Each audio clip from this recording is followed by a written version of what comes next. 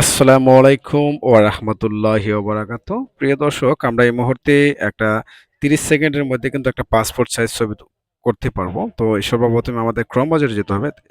Chrome ব্রাউজারে search বারে search করতে হবে কাট আউট। তো আমি স্ক্রিনে ভালো করে দেখেন, এখানে আমি কি লিখছি, কাট আউট। তো এই নামটা আগে লিখবেন। আর আমাদের চ্যানেলে যারা নতুন তারা অবশ্যই চ্যানেলটা সাবস্ক্রাইব করে রাখবেন এবং ফেসবুক পেজ থেকে দেখলে অবশ্যই পেজটা ফলো দিয়ে সাথে থাকুন। সো আমরা এখানে ক্লিক করব। এখানে ক্লিক করার পর সর্বপ্রথমে আপনাদের যে লোগোটা দেখতে পাচ্ছেন, এই লোগোটা মার্ক করে দেখাচ্ছি। এই লোগোটা দেখে কিন্তু আপনাকে এটা প্রবেশ করতে হবে। সো আমরা এই ওয়েবসাইটে আসার পর আমরা স্ক্রল করে একটু নিচে আসবো। তো আমরা একটু নিচে আসবো, আসে খুঁজে বের করতে হবে পাসপোর্ট। আমরা এখানে আমরা খুঁজতেছি, আমরা পাসপোর্ট লেখাটা কোথায় আছে আমরা এখান থেকে দেখব। তো পাসপোর্ট, পাসপোর্ট। সো এখান থেকে আমরা পাসপোর্ট লেখাটা অবশ্যই পেয়ে যাব। আমরা একটু খুঁজতেছি। সো এই দেখতে পাচ্ছেন এখানে পাসপোর্ট ফটো মেকার যে অপশনটা আছে, আপনার এখানে ক্লিক করতে হবে। সো আমরা এখন এখানে পাসপোর্ট ফটো মেকারে ক্লিক করব। ক্লিক, আমরা এখানে মার্ক করে দেখাচ্ছি, দেখতে পাচ্ছেন পাসপোর্ট ফটো মেকার। এখানে ক্লিক করার পর সর্বপ্রথম এখানে বলছে যে ফটো আপলোড করার জন্য। সো এখানে আপনি একটা ফটো আগে থেকে নিয়ে রাখবেন, যে ফটোটা আপনি কাজ করতে চাচ্ছেন পাসপোর্ট সাইজ। সো আমি এখান থেকে সর্বপ্রথম একটা পিকচারটা নিয়ে আমি পাসপোর্টের কাজ করব।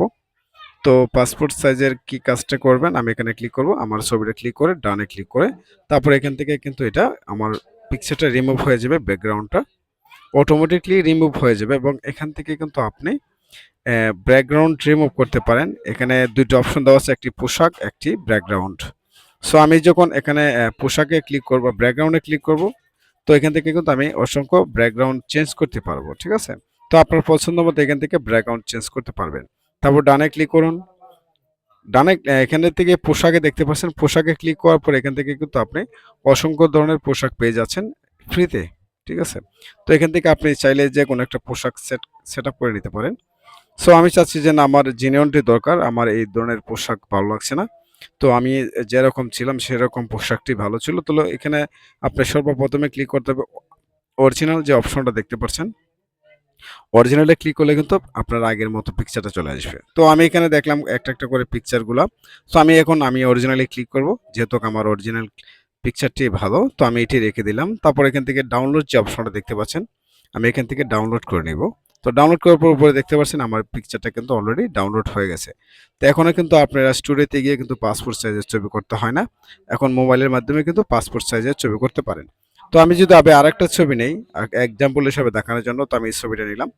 এই ছবিটা নেওয়ার পর আমি এখান থেকে কিছুক্ষণ ওয়েট করব। ওয়েট করলে কিন্তু আমার পিসের ব্যাকগ্রাউন্ডটা চেঞ্জ হয়ে আসবে।